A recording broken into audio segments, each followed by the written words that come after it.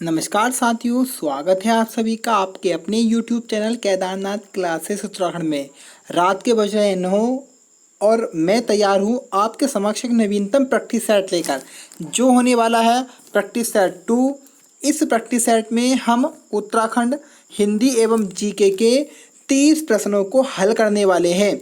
इससे पहले हमने 3 पार्ट पवार वंश के टेस्टों के और 3 पार्ट चंद वंश के टेस्टों के करा दिए हैं। जिन्होंने अभी तक उनको नहीं देखा है तो प्लीज़ वो डिस्क्रिप्शन में जाए और वहाँ से आपको लिंक मिलेगा और उस वीडियो को वहाँ से आप देख लें।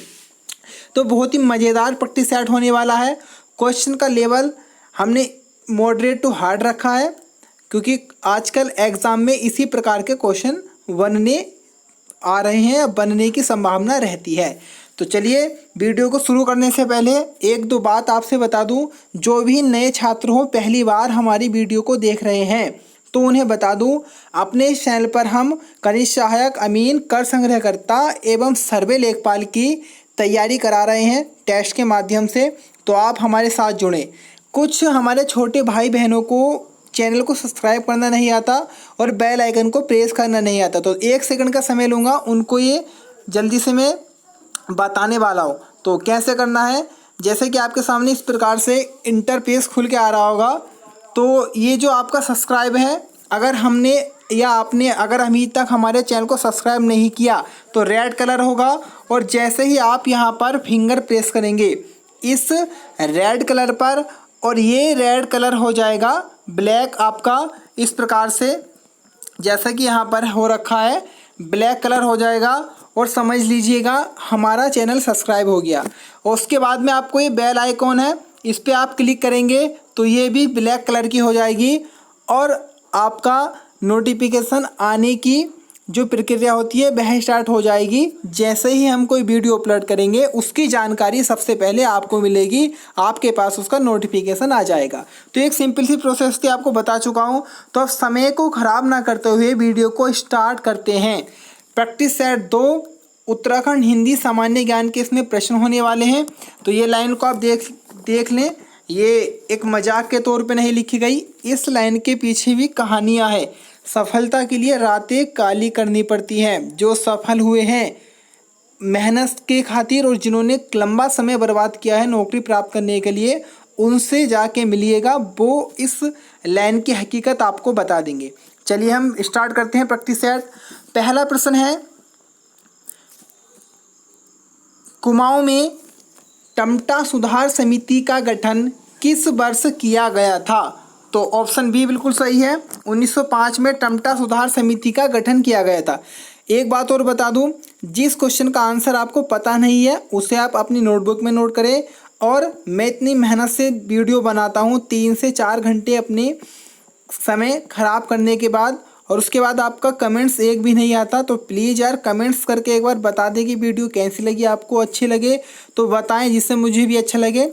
नहीं तो जब मुझे लगेगा कि हाँ मेरी वीडियो का आपको कुछ बेनिफिट नहीं है, आपको अच्छी नहीं लग रही है, तो मैं भी क्यों वीडियो बनाऊंगा। तो इसलिए प्लीज़ कमेंट्स बॉक्स में अपने नंबर कमेंट्स करें और वीडियो के बारे में अपनी प्रतिक्रिया दें कि आपको वीडियो कैसी लगी। चलिए क्वेश्चन नंबर 2 की तरफ बढ़ते हैं। क्वेश्चन नंबर 2 है, अल्मोड़ा जेल किस वर्ष स्थापित की गई? तो प्रश्न का सही उत्तर होगा ऑप्शन सी, 1816 में अल्मोड़ा जेल को बनाया गया था। लास्ट टाइम ये क्वेश्चन आपके उत्तराखंड हाई कोर्ट के क्लर्क और स्टेनो के एग्जाम में मालूम किया गया था। क्वेश्चन नंबर 3 है, नंदा देवी के ससुराल क्षेत्र का पहला पड़ाव कौन सा है? तो इसका पहला पड़ाव है कुलसरी, ऑप्शन बी बिल्कुल सही है। तो यहाँ पर देखना, आपको नंदा देवी के ससुराल क्षेत्र का मालूम किया है, तो कौन सा पड़ाव है? पहला कुलसेरी पड़ाव, ऑप्शन बी सही है। क्वेश्चन नंबर 4 है, राज्य के किस जिले में लवकुश मंदिर स्थित है? तो लवकुश मंदिर आपके चमोली जिले में स्थित है, ऑप्शन बी बिल्कुल सही होगा। चलिए क्वेश्चन नंबर 5 की तरफ बढ़ते हैं। क्वेश्चन नंबर 5 है, भारत माता मंदिर किस वर्ष बनाया गया? तो आपका ऑप्शन ए बिल्कुल सही होगा, वर्ष 1983 में भारत माता मंदिर को बनाया गया था। यहाँ से हम क्वेश्चन बनाना चाहे तो भारतीय क्रिकेट टीम ने 1983 में ही प्रथम बार क्रिकेट वर्ल्ड कप भी जीता था कपिल देव जी की कप्तानी में। और यहाँ से हम अगर 1986 से क्वेश्चन बनाए तो काफ़ी सारे क्वेश्चन बन सकते हैं, जिन्हें आप यार प्लीज़ नोटबुक पे नोट कर लें।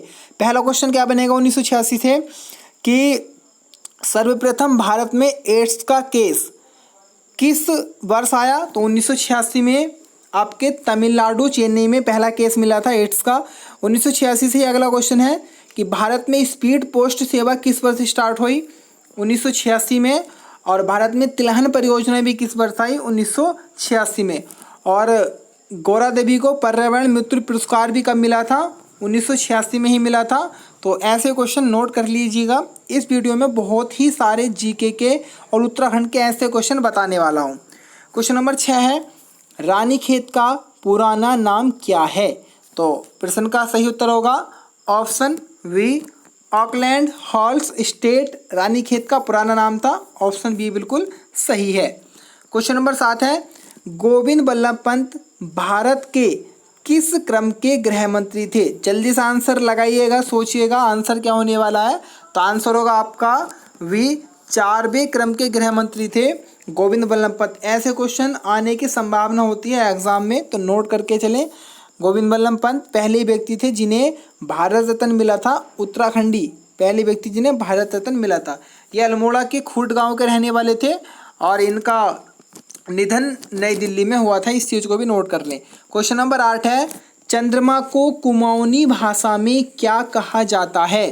तो चंद्रमा को कुमाऊनी भाषा में जयून कहा जाता है। जयून, मैंने इन शब्दों के ऊपर, उत्तराखंड के कुमाऊनी शब्दों के ऊपर एक वीडियो बना रखी है, उसका लिंक भी आपको डिस्क्रिप्शन में दे दूंगा। तो मैंने बताया था, ट्रिक बताई थी, मून किसे बोलते हैं? मून बोलते हैं चंद्रमा को, और मून की ही तरह क्या है? जयून। यहाँ पर आपका बूबू है तो आपके बाबा या दादा को बूबू बोलते हैं। देण शब्द है तो सरसों को देण कहा जाता है, और सीमार कहा जाता है दलदली भूमि को। तो सारी ही चीज़ नोट कर लें। उसके बाद क्वेश्चन नंबर 9 है, केदारनाथ धाम पर किस वर्ष 4 रुपये का टिकट जारी किया गया? तो प्रश्न का सही उत्तर होगा ऑप्शन बी, 2001। यहाँ से क्वेश्चन ये भी बन सकता है कि केदारनाथ धाम पर कितने रुपए का टिकट जारी किया गया? 4 रुपये का। और किस वर्ष जारी किया गया?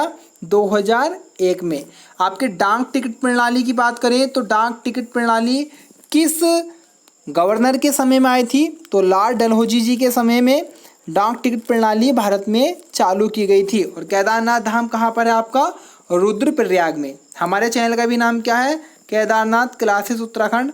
और भगवान शंकर जी की कृपा से चैनल अच्छा ग्रो कर रहा है, और साथ ही साथ आपका सहयोग मिल रहा है। और ऐसे ही आपका सहयोग और प्यार मिला तो आज एक दिन ऐसा आएगा कि जब हमारा केदारनाथ परिवार काफ़ी आगे बढ़ जाएगा यूट्यूब पर। तो प्लीज़ यार सपोर्ट करते रहिएगा।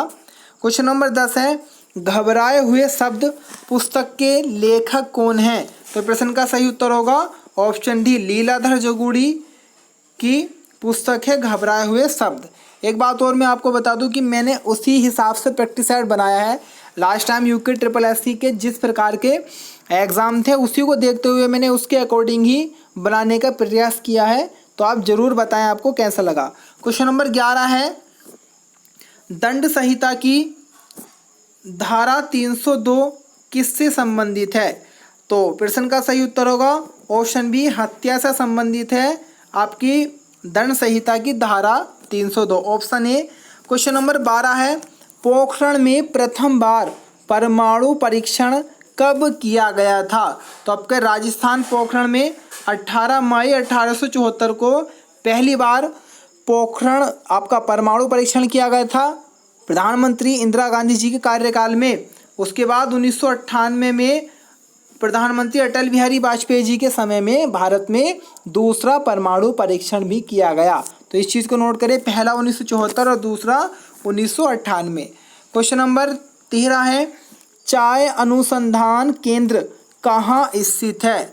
तो चाय अनुसंधान केंद्र आपका जोरहाट में स्थित है, तो इसे नोट करके चलिएगा। और सर्वाधिक आपकी चाय कहाँ पर होती है? असम में। और अगर कॉफ़ी आ जाए, कॉफ़ी या कहवा एक ही चीज़ होती है, कॉफ़ी को ही कहवा बोलते हैं। तो अगर कॉफ़ी सर्वाधिक मालूम कर ले तो आपके कर्नाटक में आएगी, और कॉफ़ी बोर्ड या केंद्र मालूम कर ले तो येरकांड कर्नाटका में आपका कॉफी अनुसंधान केंद्र है या कहवा अनुसंधान केंद्र। क्वेश्चन नंबर 14 है 55वां ज्ञानपीठ पुरस्कार किसे दिया गया? तो 2019 का ये ज्ञानपीठ अवार्ड था, जिसे 2020 में अच्युतम नंबूदिरी को ये अवार्ड दिया गया है, 55वां ज्ञानपीठ अवार्ड। बहुत ही इंपॉर्टेंट क्वेश्चन है करंट क्वेश्चन की दृष्टि से, क्योंकि आपके उत्तराखंड के एग्जाम में 1 से 2 से 3 क्वेश्चन करंट के भी आने की संभावना होती है और लास्ट टाइम काफ़ी बार आ भी चुके हैं। तो ऑप्शन बी बिल्कुल सही है। ज्ञानपीठ पुरस्कार की बात कर लें तो वर्ष 1965 में ज्ञानपीठ अवार्ड की शुरुआत हुई थी और जी शंकर ग्रुप को सबसे पहले इस अवार्ड से नवाजा गया था। अगर मैं यहाँ पर बात कर लूँ कि अमिताभ घोष की, तो बहुत ही इंपॉर्टेंट क्वेश्चन है और कई बार आ चुका है आपके क्या है सेंट्रल लेवल का एग्जाम हो या किसी अदर स्टेट का हो, इनसे क्वेश्चन बनेगा कि भारत के पहले व्यक्ति जिन्हें अंग्रेजी साहित्य के ऊपर ज्ञानपीठ अवार्ड मिला, तो अमिताभ घोष जी को 54वां ज्ञानपीठ अवार्ड मिला इनकी एक अंग्रेजी कृति के ऊपर। तो वेरी इंपॉर्टेंट क्वेश्चन है। क्वेश्चन नंबर 15 है सर्वप्रथम हड़प्पा टीले के बारे में जानकारी किसने दी? तो सर्वप्रथम हड़प्पा टीले के बारे में जो जानकारी दी थी वह आपकी चार्ल्स मेसन थे। उन्होंने 1821 में जानकारी दी थी, तो इसलिए ऑप्शन क्या होगा? डी होगा। सबसे पहले खोज करने की बात आए तो राम बहादुर दयाराम साहनी 1921 में, और जानकारी टीले के रूप में किसने दी थी? चार्ल्स मेसन ने 1821 में। इसलिए आंसर क्या होगा? ऑप्शन डी, इनमें से कोई नहीं। एक क्वेश्चन आपको सर्च करके बताना है, जितने भी सीनियर स्टूडेंट्स हैं मेरे साथ या मेरे बैच में, उनसे क्वेश्चन है कि आपके सिंधु घाटी सभ्यता को ऋग्वेद में किस नाम से जाना गया? तो प्लीज़ कमेंट्स करके बताइएगा, देखता हूँ कितना आप पढ़े हैं। और एक बात और आपको बता दूँ, जो न्यू स्टूडेंट्स हैं पहली बार या जिन्होंने अभी तक उत्तराखंड डीपली नहीं पढ़ा है या जीके डीपली नहीं पढ़ा है, तो मैंने पेड कोर्स चलाया है। सारी इन्फॉर्मेशन आपको इस नंबर के माध्यम से मिल जाएगी, आप जानकारी ले सकते हो। क्वेश्चन नंबर 16 है भारत ने अपना पहला स्वर्ण पदक किस ओलंपिक में जीता था? तो एम्स्टर्डम, नीदरलैंड के एम्स्टर्डम में ओलंपिक हुए थे, जहां पर पहला स्वर्ण पदक जीता था। एक क्वेश्चन बनता है टफ काफ़ी कि एकल स्पर्धा में सबसे पहले स्वर्ण पदक जीतने वाले व्यक्ति कौन थे, अर्थात सिंगल प्रतियोगिता में? तो वे थे आपके अभिनव बिंद्रा जी, जो कि देहरादून से हैं, और शूटिंग में इन्होंने 10 मीटर शूटिंग में 2008 के लंदन ओलंपिक में स्वर्ण पदक जीता था। बहुत ही इंपॉर्टेंट क्वेश्चन है, इसलिए ऐसे क्वेश्चनों को नोट करके चलें। क्वेश्चन नंबर 17 है सीप किला दर्रा किस राज्य में है? तो प्रश्न का सही उत्तर होगा ऑप्शन डी, हिमाचल प्रदेश में आपका सीप किला दर्रा स्थित है। क्वेश्चन नंबर 18 है विश्व पर्यावरण संरक्षण दिवस कब मनाया जाता है? नहीं 5 जून नहीं लगाना है, आंसर है 26 नवंबर। अब कुछ स्टूडेंट्स बोल रहे हैं कि सर ने ये क्वेश्चन गलत कर दिया, सोच रहे होंगे, तो गलत नहीं है। आपका अगर आए कि पर्यावरण दिवस कब है, तो आपका आएगा नॉर्मल पर्यावरण दिवस 5 जून और विश्व पर्यावरण संरक्षण दिवस 26 नवंबर। तो ऑप्शन डी आपका सही होगा। क्वेश्चन नंबर 19 है भारतीय संविधान में वित्तीय आपातकाल की शक्ति किस देश से ग्रहण की गई? तो इस प्रश्न का सही उत्तर होगा ऑप्शन ए, अमेरिका। अब मैं आपको बता दूं कि जो आपके आपातकाल होते हैं, सबको पता होगा नॉर्मल 3 प्रकार के होते हैं। नंबर 1 राष्ट्रपति, आपका राष्ट्रीय आपातकाल जो पूरे देश में लगता है, आर्टिकल 352। उसके बाद में राष्ट्रपति शासन जो राज्यों में लगाया जाता है, आर्टिकल 356। और तीसरा है आपका वित्तीय आपातकाल, जो कि कभी भारत में वित्तीय संकट या किसी देश में वित्तीय संकट आता है, तब वहाँ पर वित्तीय आपातकाल की घोषणा की गई है। तो आर्टिकल कितने में है? ये 360 में है। अभी तक भारत में एक भी बार नहीं लगा है।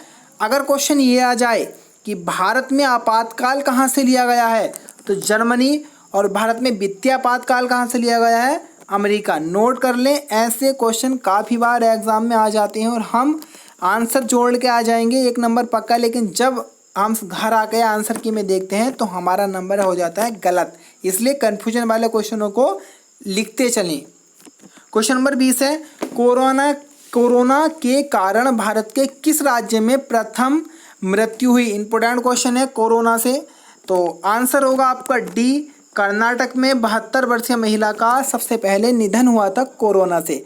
एक क्वेश्चन, अगर क्वेश्चन ये आ जाए कि भारत में कोरोना का केस सबसे पहले किस राज्य में आया, तो केरल में आएगा, और मृत्यु कहाँ पर हुई, कर्नाटका में हुई। क्वेश्चन नंबर 21 है, उत्तराखंड के गांधी इंद्रमणि बडोनी के पिता कौन थे।